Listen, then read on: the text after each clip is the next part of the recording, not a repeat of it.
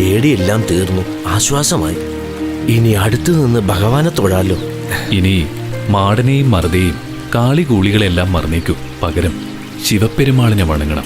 കുറെ മുമ്പ് ചാമി പറയുമായിരുന്നു അല്ലലും അലച്ചിലും തീരുമെന്ന്. അതിങ്ങനെ ആവുമെന്ന് നിരീക്ഷിച്ചില്ല.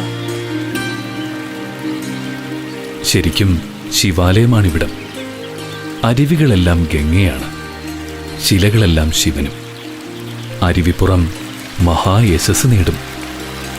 അപ്പോ ഇവിടെ എല്ലാവർക്കും തൊയാമോ ചാമി? എന്താ സംശയം? ഇത് ലോകത്തിനും കാലത്തിനും ചരിത്രത്തിനും മാതൃകയാകണം. ഓ ഓ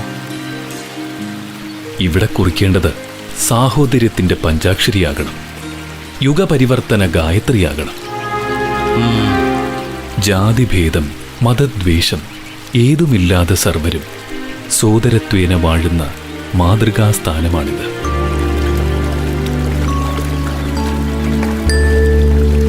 ജാതിഭേദം മതദ്വേഷം ഏതുമില്ലാതെ സർവരും സോദരത്വേ